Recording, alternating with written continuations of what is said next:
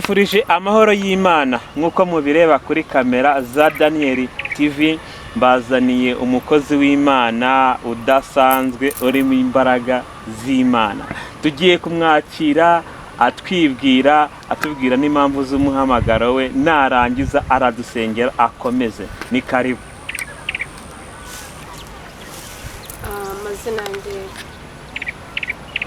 Amazina yanjye nitwa Umutoni wa Lawrence, uturuka mu karere ka Nyagatare. Nifuje kubana namwe kuri uru rubuga. Reka dutangire no gusenga ubundi tubone kuganira ku ijambo ry'Imana. Murakoze. Mana data wa twese, Mana y'inyembaraga, Mana y'inyembabazi, urakiranuka, ushobora byose, nta kijya cyorogoye umugambi wawe. Uko wari uri kera niko n'uyu munsi uri, uko wahumuraga impumyi niko n'uyu munsi wa none ukibikora, uko washobozaga abadafite imbaraga niko n'uyu munsi ukibashoboza. Muririmbyi yuzuye umwuka wera, haravuga ngo kera bakwiringiraga abo ngabo bari mu mahoro, kandi natwe tugufite ntabwo twifuza undi murengezi. Nyemerera Kristo mwiza, haya masaha tugiye kuganira ku ijambo ry'Imana, rigira abo ryubaka imitima, rigira ibihome bya Satani risenya, rigira inkingi y'Uwiteka ryubaka mu mitima yabo. Nyemerera Kristo mwiza uzuhagarara hagati aha ngaha, bane n'umuntu wese ugiye kumva ijambo ryawe. Dusengeye mu mpande zose, yaba abagabo, yaba abagore, yaba abakobwa, yaba abasore, buri muntu wese ugiye kumva kino Imana. Ugiye kubanza utubwire umuhamagaro wawe utuma uvuga ijambo ry'Imana waje ute? Tubwire ubuhamya bwawe kugira ngo twumve impamvu y'ijambo. Ndumva uri mu mavuta akomereza, mwanjye natangiye gufasha. Umuhamagaro wawe waje ute? Ni karibu. Murakoze cyane. Ngewe umuhamagaro wanjye waje nkiri umwana mutoya, kuko ngiye mvuka muri ejo bundi muri 1998. Imana yamamagaye nkiri umwana w'umukobwa, imamagara inkuye kure cyane, inkura mu bandi bakobwa bari abasinzi, bari abajura, irantoranya, ingira umwe mu bo kwizerwa, iranshyigikira, iranshoboza, irambwira ngo ni ukuri ngewe ndaguhamagaye, kandi nguhamagaye mu magana menshi. Nshaka yuko unkorera ukazajya kunzanira n'abariya bari mu businzi, bari mu busambanyi. Nkuhamagaye kubwiriza amahanga, abarushye bakaruhuka, kandi n'abantu bari bafite imvune mu mitima yabo barangiza bakabohoka. Wari ufite nk'imyaka ingahe? Ngiye mu guhamagarwa kwanjye nahamagawe mfite imyaka 12. Kugeza na n'uyu munsi wa none mbihagazemo neza, kandi Imana iranshoboza. Wabatijwe ryari? Ngiye mu kubatizwa kwanjye nakuriye muri Anglikani. Igihe kiza kugera, Imana irambwira ngo ndashaka yuko ujya mu mazi menshi. Noneho ngiye numvaga umubatizo nabatijwe ari uwo nguwo uhagije, ngavuga ati se bizagenda gute, bizacaho gute? Ariko ubatirizwa mu mazi menshi rero nyuma yuko uvuye muri Anglikani. Nyuma yuko mvuye muri Anglikani naje kujya muri ADPR, abariho mbatirizwa mu mazi menshi. N'ubu nihore? N'ubu ngubu ndi mu ADPR. Komeza utubwire, ndumva ibyo bintu Imana yagufasha ukiri umwana 12. Imana yamfashe nkiri umwana mfite imyaka 12, nkajya njya gusenga bisanzwe, nkumva ari ibintu biri aho ngaho. Ariko igihe kiza kugera mbona ko ibintu byose bishoboka. Naje gusobanukirwa iby'akagakiza ngeze mu myaka 15 aho ngaho. Wabisobanukiwe ute? Nibyo dukeneye natwe tubimenye, uburyo wabisobanukiwe. Uburyo nabisobanukiwemo, numvaga yuko umuntu ashobora gusenga yigenga, umuntu ashobora gusenga avanga n'izindi nzira ziwe, ariko nza gusobanukirwa yuko kubaha Uwiteka ari bwo bwenge, kandi kuva mu byaha ariko kujijuka. Ubu ni ngewe nakuriye mu muryango udakijijwe kandi utemera n'Imana, ariko Imana iza kumamagara, imamagara mama ari ukijijwe mu rugo, ariko papa ntabwo yarakijijwe. Noneho igihe kiza kugera tukabona mama nyine yisengeraga nk'umuntu biri aho ngaho tukabifata nk'iby'abana nyine, ariko igihe kiza kugera tubona ko nta hantu kure cyane Imana itavana umuntu, nta n'ahantu kure cyane Imana itageza umuntu. Ikiganiro kiraryoshye. Ese muto ntago twamenye uri umumama uri umukobwa? Ya njye ndi umukobwa. Komeza utubwire, nagira ngo mbarize abantu bari kukubona bamenye uwo uriwe neza. Komeza utubwire ubwo buhamya bwawe. Ya njye nyine banzwe nibyo. Komeza tubwire ubwanya ndumva ndi gufasha ukuntu Imana yaguhamagaye ufite imyaka 15. Yego. Ya nyine muri iyo myaka 15 ubundi nashyikije imyaka 15 ngende umunyeshuri, nza gusoza uwa gatandatu ngira n'umugisha wo kugira amanota yo kujya mu mashuri yo hejuru mu masegonderi, ariko Imana irambwira ngo singushaka mu ishuri ahubwo nshaka kujya mu murimo wanjye ukajya kunkorera. Wari uye murimo sarugiye? Ya njyewe numvaga yuko gukorera Imana ari ibintu birara kukubwira ngo haguruka ugende ujye kubwiriza nka hariya, ibyo kubwiriza nta byari bindimo n'ibindi nyine Mwuka Wera agenda nshoboza. Numvaga yuko n'uwaba wateranye njyewe ukuntu nabyumvaga muri njyewe, ariko numvaga yuko umuntu niyo waba wasenze cyangwa se utagiye upfa kuba nta zindi nzira urimo, numvaga ko waba ukorera Imana. Ariko igihe kiza kugera mbona yuko iby'Imana nta mikino pe, impamagara ari uko nguko nza buhoro buhoro na n'uyu munsi none cyanahagazemo. Hari ukuntu umuntu avuga ngo ngewe nakijijwe kubwo umuhamagaro waje ngutse kuko Imana yamamaga ndi mu byaha ibi nibi. We ko hari ibyaha wari ufite kugira ngo Imana ikubwira ati ngwino unkorere va mu byaha? Ya njyewe ikintu cyatumye Imana impamagara ikankura mu magana menshi nk'ayo ngayo, njyewe navukiye mu muryango w'abantu bagira bya bintu byo mu bisekuruza by'iwabo. Turi abantu twese abana bo mu rugo bari baradutanzeho ibitambo, turi abantu ndi umuntu wakoraga ibintu nanjye ubwanjye nazi ikibinkoresha, ku buryo ki twari turi muri ubwo bubata twijyana uko dushaka tugakora ibintu tukumva ko ari twebwe ku bwacu tubyikoresha, kumbe hari izindi mbaraga. Ibyo bintu turabikeneye. Byari ibiki? Bari baragutanze igitambo mu bana mwese buwanyu nawe urimo? Ya bari baradutanzeho ibitambo, ariko baduterereza ibintu nyine tukajya tugira nk'ubu ngubu. Njye mbere nakunda kugira ikintu cyo guhuma amaso, nkakunda kugira ikintu cyo guhora ndwaye, ariko muri ibyo bintu nubwo babidukoreraga twabagaho turi aho ngaho tukumva yuko ibyo bintu twebwe ntabwo twari tuzi ko ubundi tubirimo. Wabibwiwe n'iki rero? Igihe kimwe naje kujya gusenga ahantu, noneho umuntu araturarika ngo tujye gusenga ahantu mama yasengeraga. Noneho tugezeyo umuntu w'Imana nibwo Imana yamukoze ku maso, aravuga ati nyamara hano harimo umwana w'umukobwa, kandi uwo mwana w'umukobwa Imana iramushaka, irashaka kumukura muri karande zo bamushyizemo kugira ngo ankorere. Njye nkiyumvisha ko bidashoboka, ndavuga ati se ibyo bintu bizaza gute, bizagenda gute? Uwo munsi nanashoye itiku ndavuga ati ibyo bintu ntago bibaho. Ese koko ibyo bintu byarabaye? Numva ko ari ibintu bidashobora kubaho. Noneho njyewe muri njyewe nibwo naje kwemera ko ibintu byose bishoboka, kubera ko ndi umuntu nagezeho bitewe nuko nanjye ibyo nakoraga atari njye wabyikoreshaga, nkaba najya mu businzi, nkaba najya muri ubwo busambanyi. Ariko igihe kimwe Imana iza kunsanga irambwira ngo nukuri njyewe nzagufata, kandi nimara kugufata nzagufata ngufasha. Noneho njyewe sinumvishika ko bishoboka, abantu baransengera, igihe kiza kugera ndabohoka, ariko nyine kubera ko bya bintu n'ubundi tuba tubirimo bitajya bipfa kugenda keretse iyo ubaye bugufi bw'Imana. Noneho igihe kiza kugera nkundana n'umwana w'umusore, turakundana koko, Imana iranyihorera. Icyo gihe si yakundaga burya y'Imana igushaka, igihe kiragera ikakuvugisha, ariko igihe kimwe kiza kugera ikicecekera kugira ngo nawe irebe urugero uhagazeho. Noneho igihe kimwe iza kundeka, nsohokana n'umwana w'umusore, dusohokera ku Kibuye.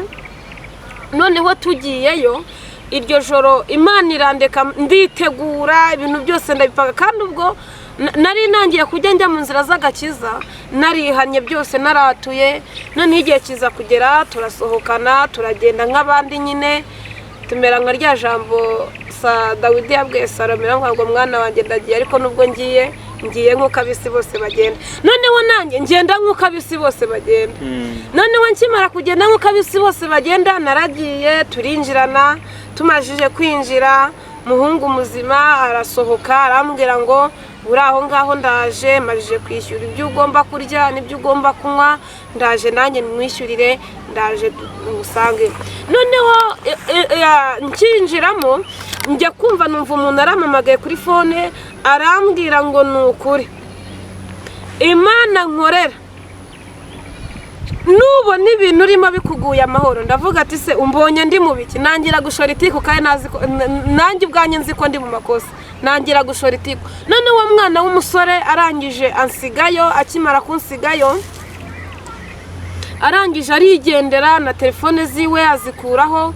Ndavuga ati noneho isi irangwiriye ndabigenza gute?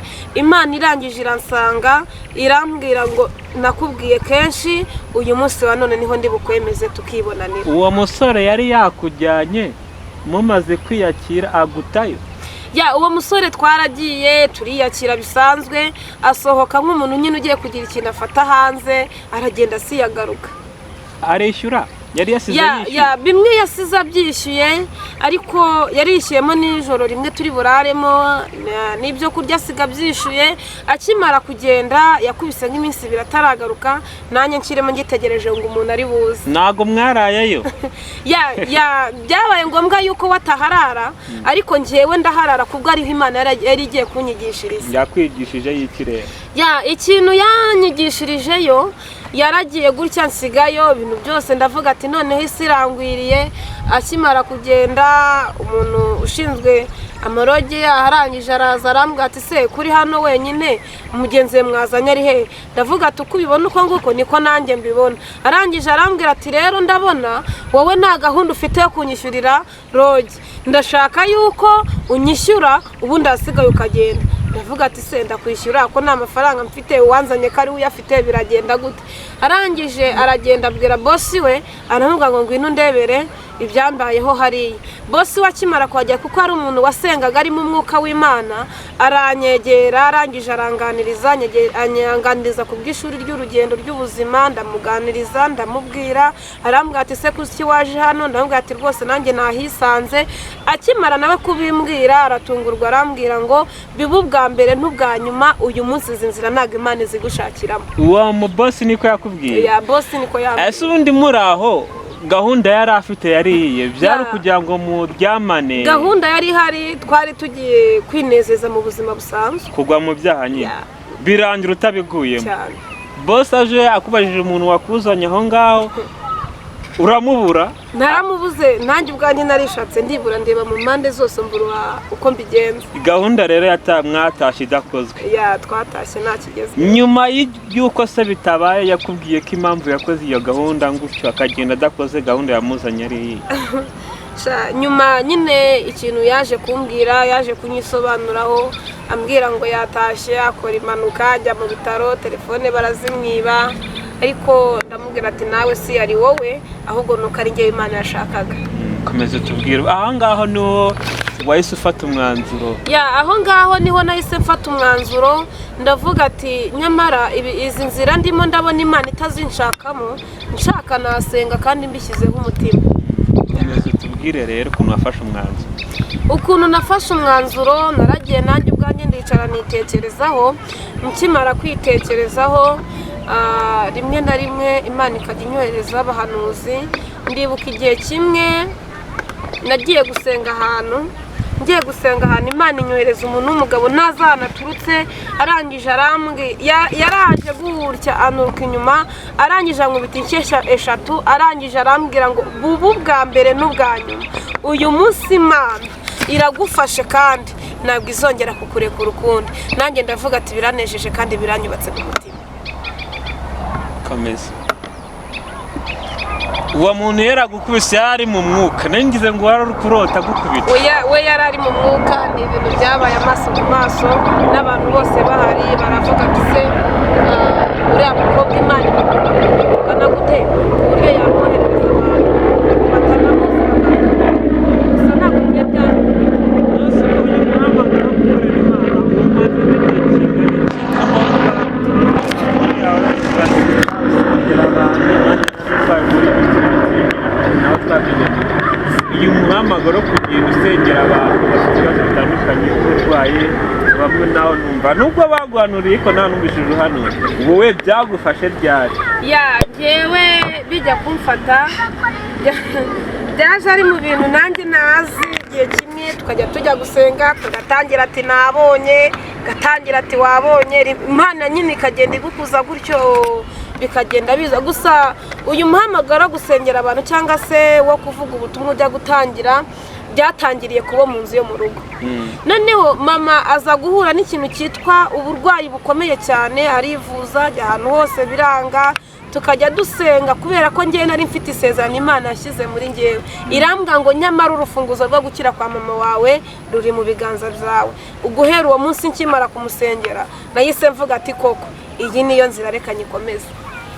Ni byiza cyane, ikiganiro kiraryoshye. Uwo muhamagaro watangiriye kuri mama? Uwo muhamagaro watangiriye kuba mu rugo, kuko ntabwo Imana yajya gutangiza umuhamagaro ngo ijye kuwuhera kubakura, ahubwo iwuhera kuba iwanyu mu nzu. Hari abandi uzi se nyuma ya mama waba warasengeye bakize? Barahari benshi. Aho rero tugiye guha umwanya utugezeho n'ijambo ry'Imana ubuhamya tubwumvishije, ariko tubwire gato nuvuga ngo uyu muhamagaro wo gusenga uwumazemo igihe kingana iki? Uyu muhamagaro wo gusenga nkumazemo igihe kirekire, ngiye kuwumaramo imyaka 8. Bikurimo atari neza byo muri iyi minsi umuntu agendera ku wundi? Yego. Tubwire rero tugiye kuguha umwanya tugezeho n'ijambo ry'Imana, abantu turyumve dufashwe, ndumva uri mu mavuta y'Imana. Murakoze cyane abantu mudukurikiye, mureke gatoya tujye mu ijambo ry'Imana. Muri iyi minsi mfite ijambo ry'Imana ndimo ndatambutsa, Imana y'amahoro yansanze irambwira ngo ningende nditambutsa ahantu hose, rifite insanganyamatsiko ivuga ngo ibihe ntibikakumaremo imbaraga z'umutima. Amen.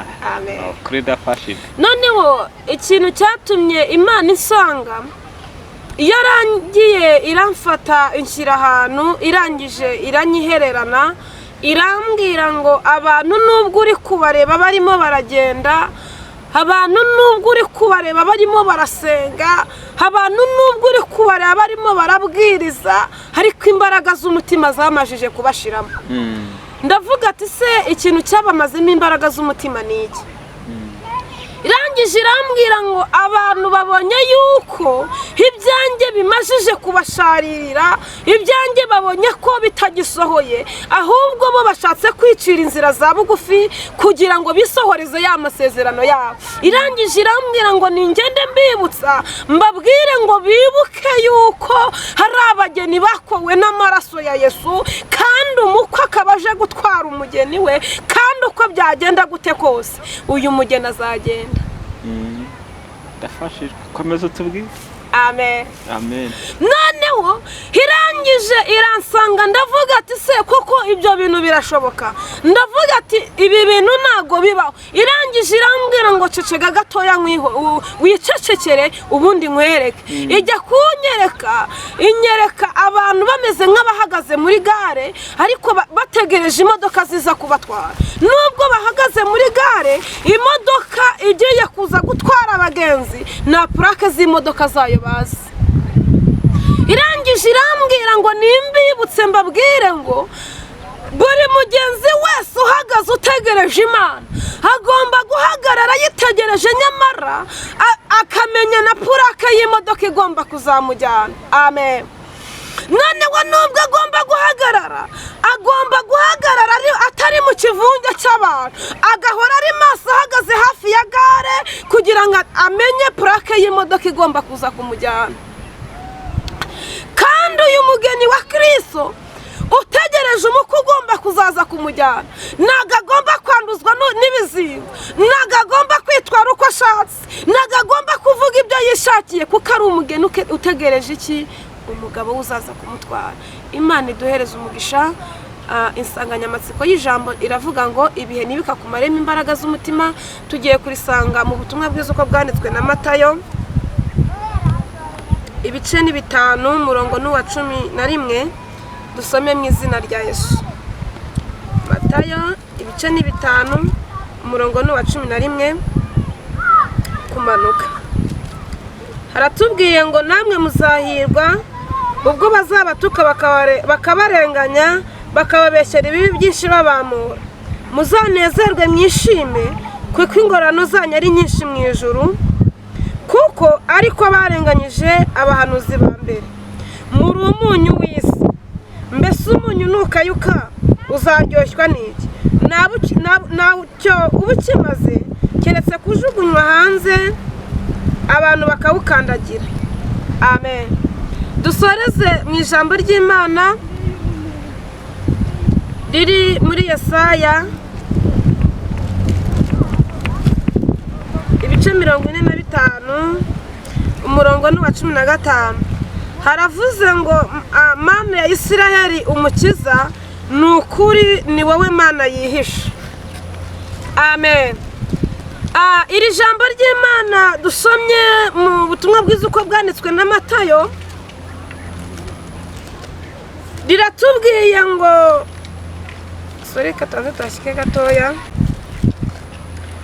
riratubwiye ngo namwe muzahirwa ubwo bazabatuka bakababeshyera ibibi byinshi babamura. Muzanezerwe mwishime, kuko ingororano zanyu ari nyinshi mu ijuru. Abantu benshi muri kino gihe ntago bacishimira guca mu bintu bikomeye cyane, ahubwo barimo barishakira guca mu bintu byoroheje, kandi inzira ica muri buno buzima niyo izatugeza ku musaraba. Imana ishimwe.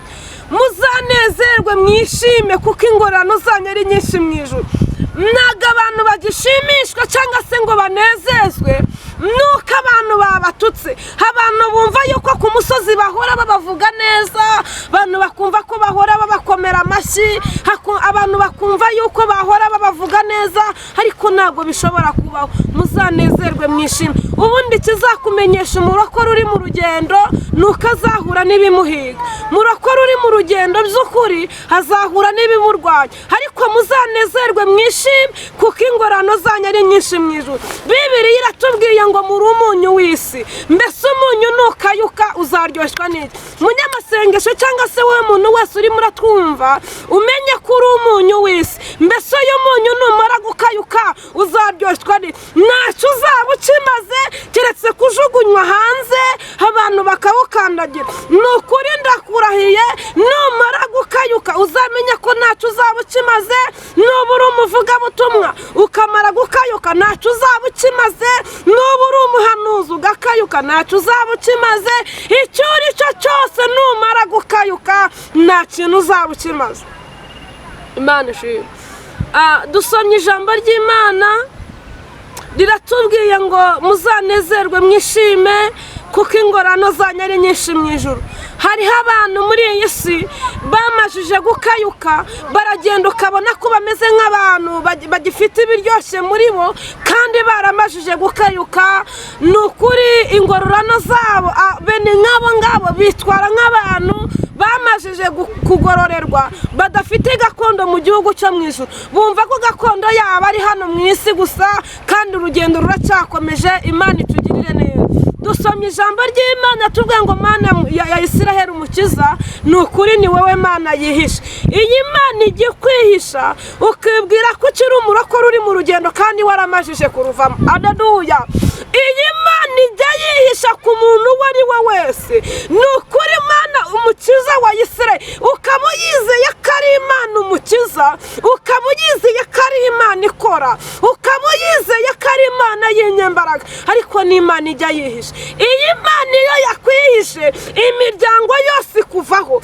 Iyi Mana iyo yakwihishe n'abagukundaga barakubwira ngo tukuvuyeho. Imana ishimwe.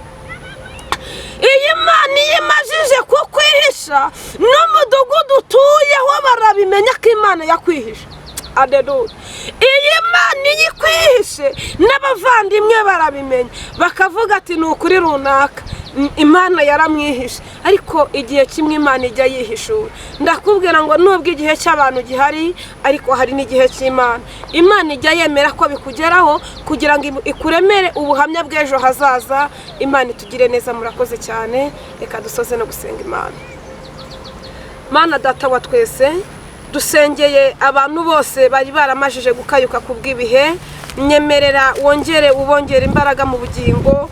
Imitima yari imajije gusenyuka wongere uyubake. Wewe wari ufite abantu wihishe ku buzima bwabo, nunyemerere Kristo nyiribihe Imana wongere ubihishurire, bazavuga imirimo n'ibitangaza byawe. Tugeze mu minsi igoye umugenzi, tugeze mu minsi uruhije, ariko nunyemerere mukunzi mwiza, hagire ibintu ukora kandi bigaragarire buri muntu wese. Nyemerera wihishurire abagenzi muri runo rugendo, kugira ngo ubibutse ko ubu butayu barimo buzarangira. Duhesheje umugisha umuntu wese wumvishije iri jambo ryawe, kandi data wa twese tugushimiye ibyatubayeho, tukuragije n'ibiri imbere mu izina rya Yesu, amen. Murakoze cyane ku bari bakurikiye ubu buhamya n'ijambo ry'Imana, turafashijwe, amen. Rero nagushishikariza gukora subscribe ndetse na like na share. Nimba ubona uyu muvugabutumwa twazonye tukamutumira, wazatubwira muri comment. Umukeneye waduhamagara kuri 078 0399802. Murakoze, murakaramba, muragahorana amahoro y'Imana. Naho dushoreje ikiganiro cyacu, amen.